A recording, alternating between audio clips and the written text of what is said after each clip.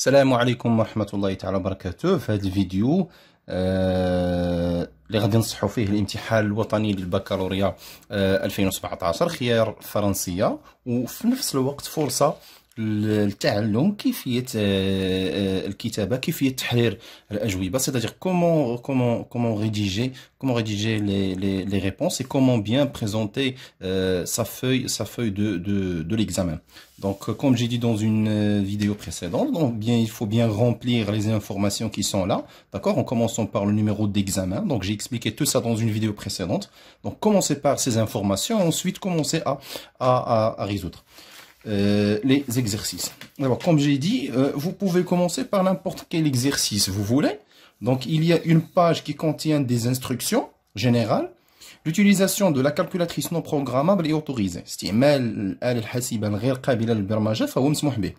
Le candidat peut traiter l'exercice de l'épreuve suivant l'ordre qui lui convient. Donc, ممكن تبدأ بأي تمرين وفي أي ترتيب بغيتي، يعني بدأ بأي تمرين بغيتي في الإجابة على الأسئلة. L'utilisation de la couleur rouge lors de la rédaction des solutions est à éviter. يعني يجب تجنب استعمال القلم الأحمر. Donc القلم الأحمر ما تستعملوش للإجابة على الأسئلة. ثم حاولوا توجدوا جميع الأدوات اللي غادي تحتاجوها. قلم أزرق، قلم أخضر إذا احتاجتوا، ثم كذلك يمكن استعمال القلم الأسود.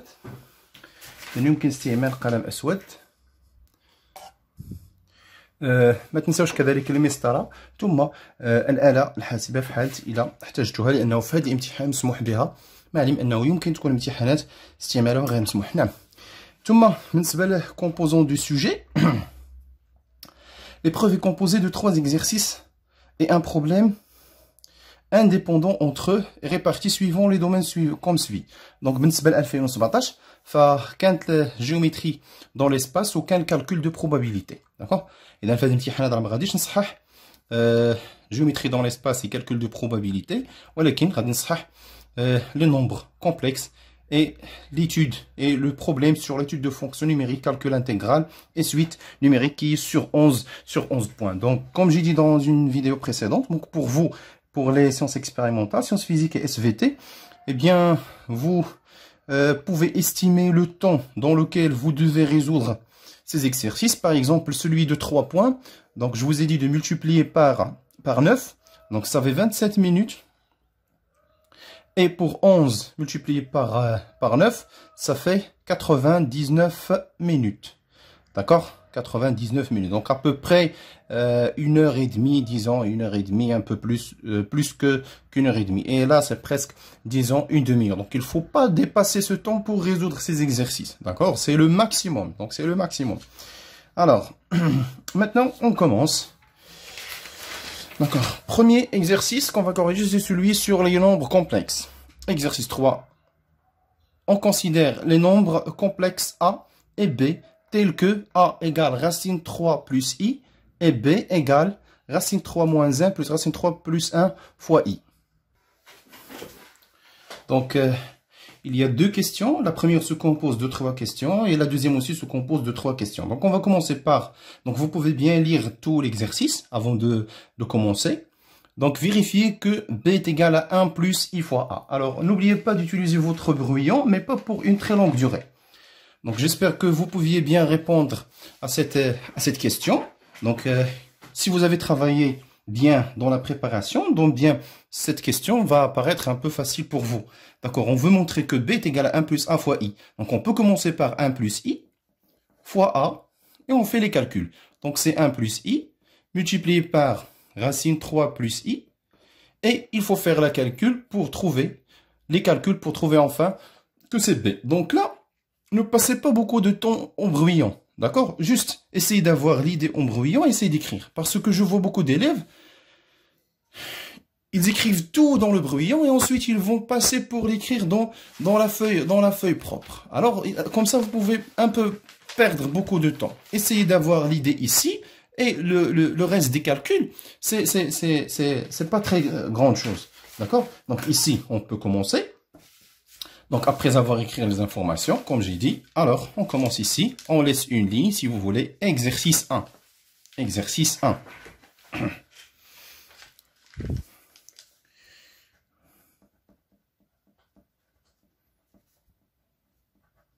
Donc, exercice 1. Donc, on dit en couleur rouge. Stylo noir. Et on commence. Alors, on a, directement, on a 1 plus I fois A égale, et on fait les calculs. D'accord, c'est 1 plus I. Facteur de combien? Facteur de A. A qui est égal à racine 3 plus I. Donc, il faut bien copier les informations. D'accord, racine 3 plus I. Et là, on développe. Donc, 1 fois 1, donc c'est racine 3 plus I racine 3. I fois I, c'est moins 1. Eh bien, c'est moins 1. Donc, est égal. Donc, racine 3 moins 1. Et ici, on factorise par I. Facteur de 1 plus racine 3. Et on vérifie, est-ce que ce qu'on vient d'obtenir ici est égal à B? Oui, est égal à B. Et on a répondu à notre question directement. D'accord? Vous pouvez bien encadrer ce que vous avez obtenu. Donc, pour la deuxième question, pour l'autre question, on déduire que le module de B est égal à 2 racine 2 et que l'argument de B est égal à 5 pi sur 12 modulo de pi. Alors là, il faut bien faire attention. Donc, on a, donc ça, c'est le numéro de la question. Ne l'oubliez pas. Donc, c'est un A. D'accord? Il y a des élèves qui laissent ici une marge, d'accord, pour le correcteur. Mais c'est pas grave du tout. Vous pouvez bien écrire ici que si la marge était obligatoire, alors elle aurait dû être bien imprimée dans cette feuille dès le début. Alors, c'est pas la peine. Alors, ici, on passe à la deuxième question. 1B. 1B, on veut montrer ça. D'accord? On a 1 plus I fois A est égal à B. D'accord? Alors, le module de B est égal au module de ce nombre complexe. 1 plus I fois A. D'accord? Et vous connaissez bien que... J'espère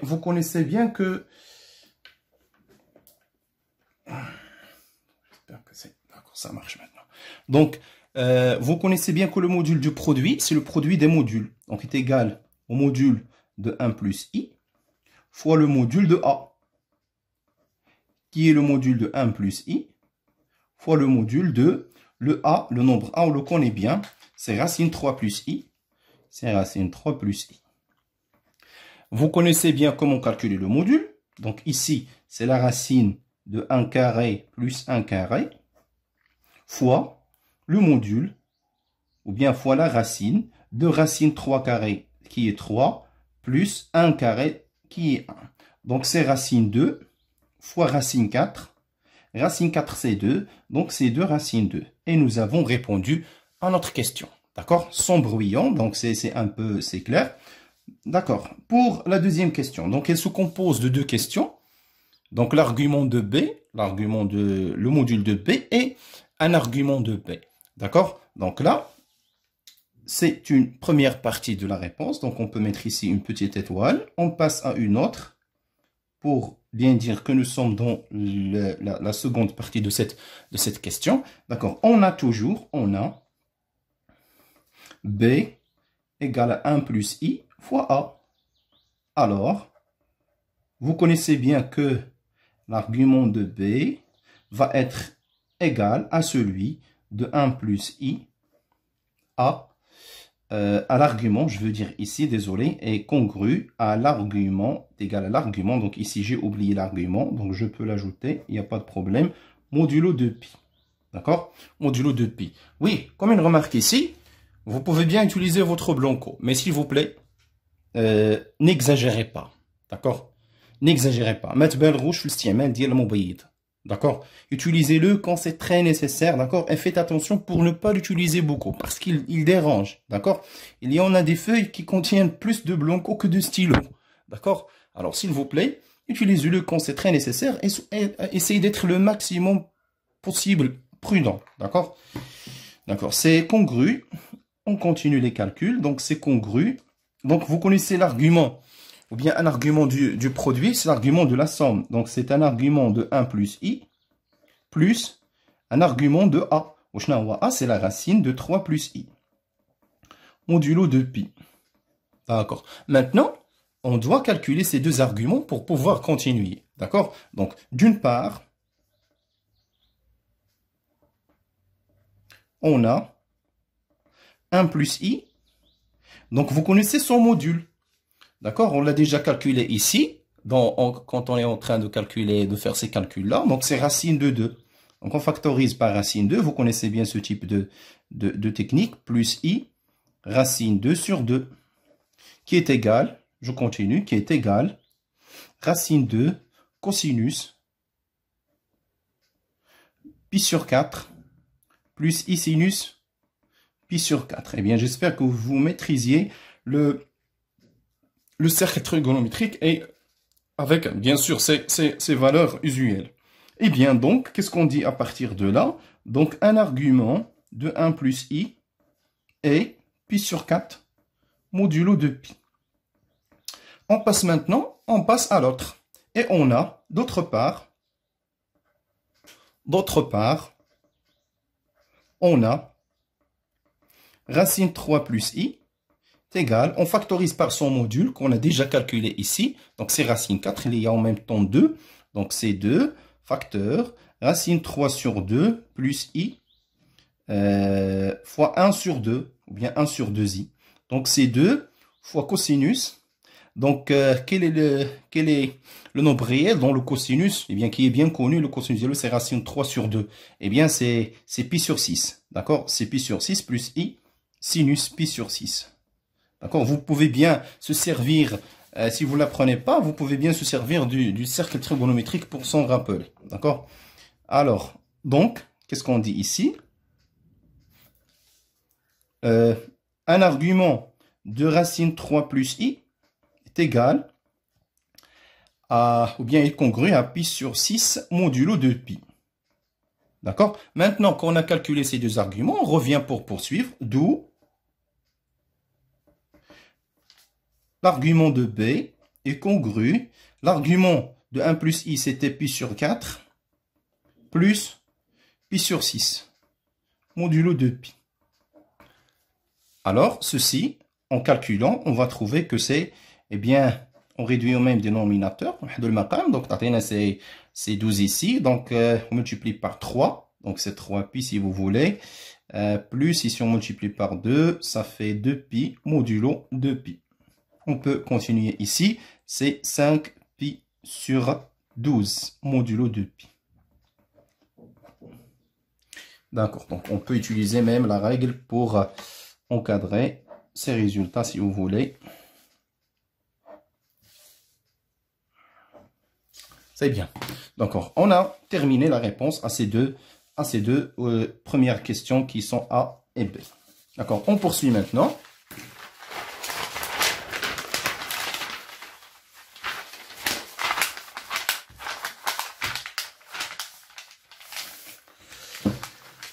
L'autre question, c'est en déduire de ce qui précède que le cosinus de 5 pi sur 12 est égal à racine 6 moins racine 2 sur 4. Alors là, il faut bien penser comment déduire cette valeur. Cosinus 5 pi sur 12 est égal à ça. Alors là, on a besoin un peu de brouillon si vous voulez, si vous avez besoin de l'utiliser. Alors on va penser de la manière suivante. Comment déduire ce cosinus de 5 pi sur 12? Eh bien, pour ce nombre complexe, on remarque ici que nous avons calculé son module et un argument. Alors, puisqu'on a l'argument et on a le module, alors on peut l'écrire, si vous voulez, sous sa forme trigonométrique. Donc, B va être égal à 2 racine 2, facteur de cosinus 5 pi sur 12, plus I sinus 5 pi sur 12. D'accord? Plus I sinus 5 pi sur 12. Alors, on peut écrire ça de la manière suivante. C'est 2 racine 2 fois cosinus 5 pi sur 12, je développe, plus I fois racine 2 sur 2 fois le sinus de 5 pi sur 12. D'accord? C'est bien. D'autre part, donc on a ces informations. Donc ça ressemble à une forme Ça ressemble à une forme algébrique en fait. Donc on a passé d'ici à une forme algébrique. Maintenant, on veut trouver une autre écriture de b. C'est ça l'idée. Vous avez b est égal à 1 plus i fois a, ou bien c'est racine 3. Disons c'est racine 3 moins 1. D'après les données, c'est racine 3 moins 1 plus racine 3 plus 1 fois i. Alors nous avons ce nombre complexe égal à ça est égal à ça. Donc directement, cette expression est égale à celle-là. Donc la partie réelle égale partie réelle, partie imaginaire égale partie imaginaire, et on peut extraire le cosinus. D'accord? La question pourrait être avec le sinus, donc c'est la même manière. Donc on va écrire ça dans notre feuille. Donc on a, donc n'oubliez pas toujours la question, c'est 1C. Donc pour la question 1C, on va faire, on a, qu'est-ce qu'on a dit? On a B, le module de B égale à 2 racine 2, et un argument de B est 5pi sur 12 modulo de pi. C'est bien. Alors, B pourrait être écrit sous sa forme trigonométrique de racine de cosinus 5pi sur 12 plus i sinus 5pi sur 12. Qui est égal en même temps.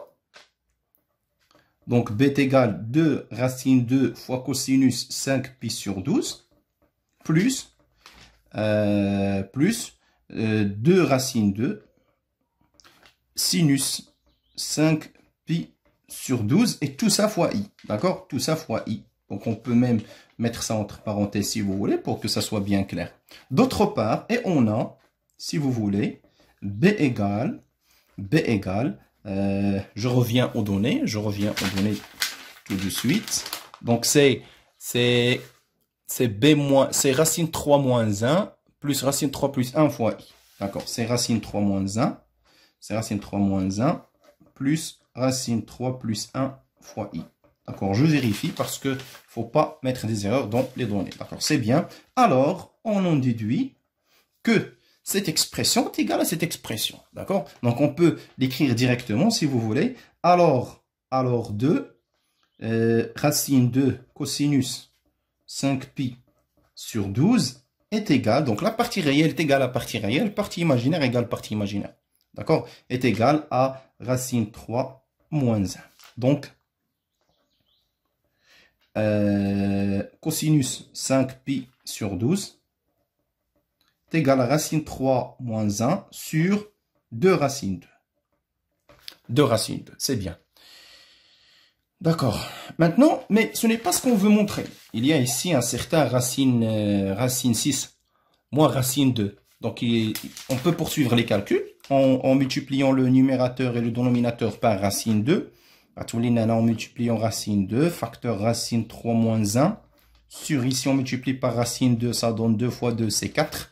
Eh bien, c'est racine 6 moins racine 2 sur 4. D'accord? On peut bien, si vous voulez, encore une fois, encadrer les résultats qu'on trouve. Donc, jusqu'à maintenant, nous avons passé 18 minutes. 18 minutes dans cet exercice. Il ne reste pas beaucoup de temps. D'accord, on passe à la deuxième question. Donc, deuxième question. Dans le plan complexe, ou bien le plan complexe est rapporté à un repère direct OUV. On considère les points A, B d'affixe respectifs A et B. Ce sont ceux qu'on a vus dans la première question. Et C d'affixe, C est égal. Vérifie que C égale à IA et en déduire que OA est égal à OC et en déduire ça aussi. Alors, encore une fois, c'est presque la même chose, c'est presque la même méthode. Donc A, donc on montre que C égale IA, on montre que C égale IA. On peut commencer par IA. Directement, on a, donc c'est la première partie, donc on a IA égale I fois racine 3 plus I, qui est égal à I racine 3 moins 1.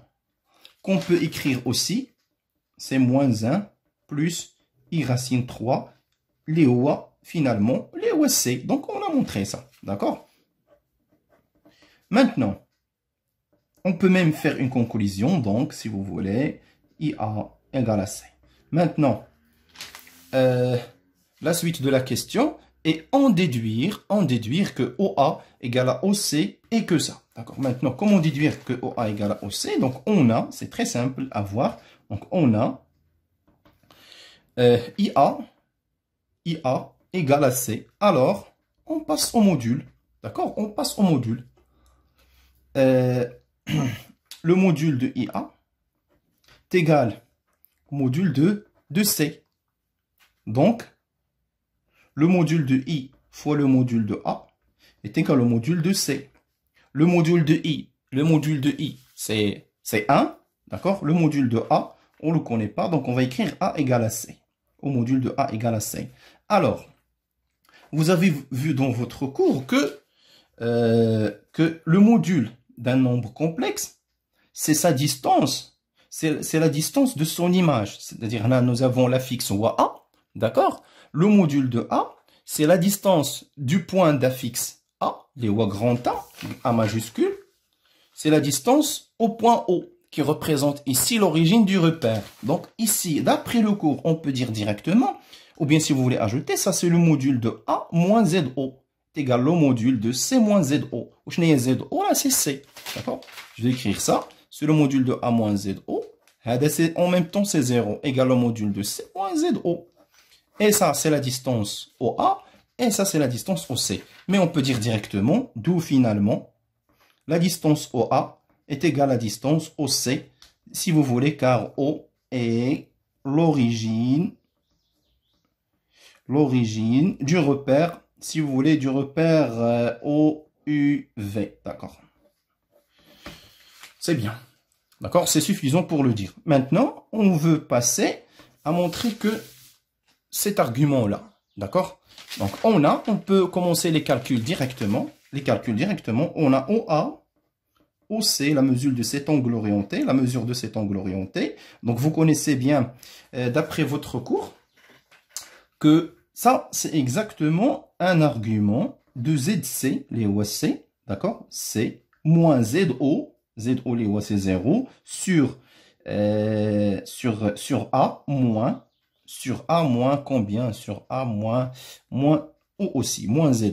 D'accord? Ça, c'est une définition de cours. Donc, c'est congru.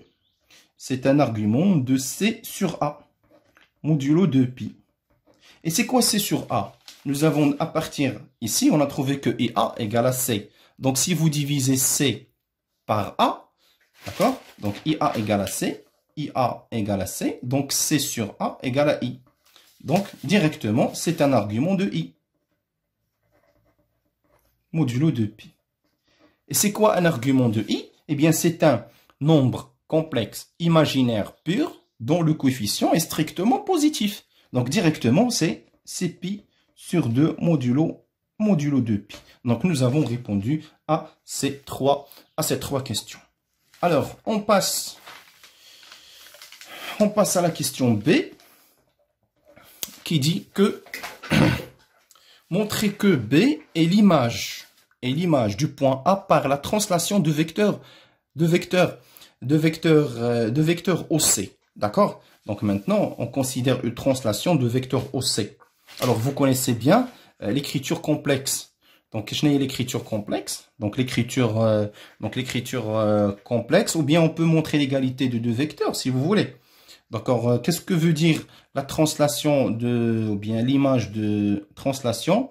Eh bien, B est l'image de A. Donc, TA égale à B par la translation de vecteur, si vous voulez, OC. Alors, ceci est équivalent à dire quoi? Que le vecteur OC est égal au vecteur AB. Donc, il suffit de montrer ces deux-là et ça devient très simple. D'accord? Mais maintenant, on peut montrer ça. Sinon, on peut passer par, désolé, donc, cette écriture est équivalente à celle-là. L'image de A par la translation de vecteur OC est égale à B, équivalent à dire que OC égale à AB. D'accord? On peut montrer l'égalité de ce deux vecteurs grâce au nombre complexe. Sinon, on peut passer par l'écriture complexe. D'accord? L'écriture complexe de la translation, bien, vous la connaissez très bien. Donc, Z' est égal à ZOC plus ZA. D'accord? Mais on va essayer de passer par cette égalité, si vous voulez. Donc, on a le choix. Donc, OC. Donc, il suffit de calculer la fixe de ce vecteur, la fixe de ce vecteur. Donc, ZOC, c'est ZC, parce que O est l'origine, donc ça donne exactement ces petits C. Maintenant, ZAB, c'est ZB moins ZA, si vous voulez, c'est B moins A. C'est B moins A et on va calculer B moins A. D'accord? On va calculer B moins A. Je vais dire qu'on a B moins A. Donc le calcul va être un peu long, mais on a des informations. Je n'ai pas B en même temps d'après la première question. D'après la première question, c'est quoi B? D'accord? B. Donc on va voir la chose suivante. Donc B c'est 1 plus I fois A moins A. Donc c'est 1 plus I moins 1 fois A. Donc, directement, c'est I fois A. D'accord? C'est I fois A. C'est I fois A. D'accord? Et C est égal à, et c'est égal à C. Donc, nous avons trouvé égalité. Donc, on peut maintenant en déduire ce qu'on veut. Alors, maintenant, je vais rédiger ce dont je viens de parler. Alors, qu'est-ce qu'on a ici? Donc, on a ZAB, c'est-à-dire la fixe du vecteur AB, c'est ZB moins ZA, c'est B moins A. Donc, c'est pas la peine de faire trop les calculs. Je remplace B par ce que j'ai trouvé dans la première question, moins A. C'est égal à, on factorise par A si vous voulez, c'est A, facteur de 1 plus I moins 1. 1 moins 1, c'est 0. Donc, ça donne enfin I fois A. Donc, c'est IA. Et c'est quoi IA? C'est ZC. On peut faire tout ça directement. C'est ZC. D'accord? C'est C qui est égal à ZC. Et en même temps, c'est quoi ça? C'est ZC moins ZO. D'accord? Donc, on a montré. Donc, et si vous voulez ça, c'est Z du vecteur OC. C'est Z du vecteur OC. D'où, puisqu'on a ZAB est égal à ZOC, d'après le cours, deux vecteurs sont égaux si seulement si ils ont même affixe. D'accord? Donc AB, le vecteur AB est égal au vecteur OC. C'est-à-dire, directement, c'est-à-dire B est l'image de A par la translation de vecteurs. De vecteurs combien? De vecteurs OC. C'est bien. D'accord. Pour la dernière question, on déduire que le quadrilatère OABC est un carré. On déduire que le quadrilatère ABC est un carré. Alors, c'est pourquoi le quadrilatère OABC est un carré. Alors, il suffit de faire un petit dessin ici. Donc, OABC. Donc, OABC, pourquoi ça va être un carré? Donc, n'oubliez pas que nous avons quelques données ici. Donc, nous avons montré que OA est égal à OC. Et déjà, il y a ici un angle droit. Donc, j'espère que le sens WADAC, OAOC, donc, il y a A ou un C parce que le sens est positif, c'est pi sur 2, mais c'est pas grave du tout. Donc, qu'est-ce qu'on a aussi? Et on a le vecteur OA, si vous voulez. On a montré que le vecteur OC est égal au vecteur AB. Alors, l'idée ici, pour faire ça, donc on peut le faire avec plusieurs manières. Donc, déjà, le vecteur OB égale vecteur, ou bien le vecteur AB est égal vecteur OC. Donc, ceci nous donne un parallélogramme. D'accord? Un parallélogramme. Un parallélogramme, eh bien, qui contient deux, ou bien qui contient deux côtés successifs. Deux côtés successifs. Alors, qu'est-ce qu'il devient? Il devient un rectangle. D'accord? Et puisqu'il y a, deux côtés successifs, il devient un losange. D'accord? Deux côtés successifs, c'est un losange. Donc, désolé ici. Donc, il contient deux côtés successifs. Donc, c'est un losange. Et puisqu'il y a un angle droit, alors il devient un carré. D'accord? On peut rédiger ça avec plusieurs manières en utilisant les propriétés. Donc, qu'est-ce qu'on a? Donc, on a OA directement, on peut le dire. On a AB égale à OC. D'accord? Désolé, AB égale à OC. D'accord? Alors, le quadrilatère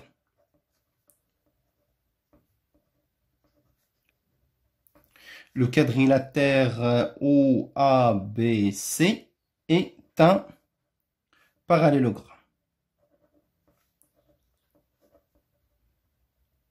C'est un parallélogramme. D'accord? Donc, c'est un parallélogramme.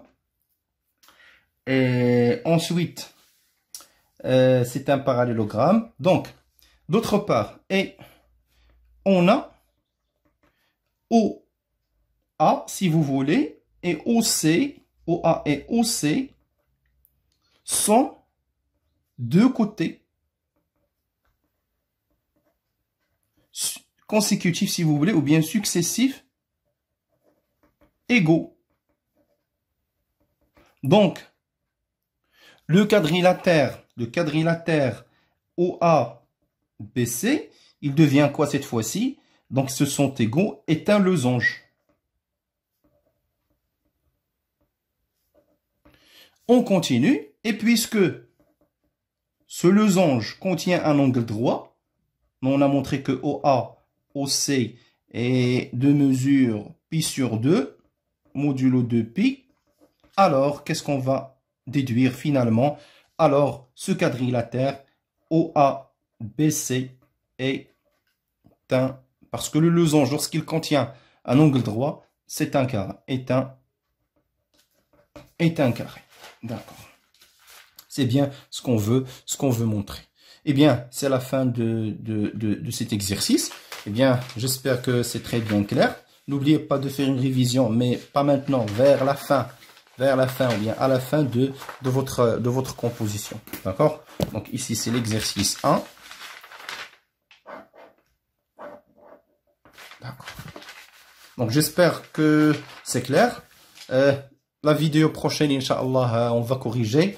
La vidéo prochaine, je vais corriger cet exercice sur l'étude de fonctions. Nous, remarquez bien que nous avons bien fait presque 27 ou bien 28 minutes.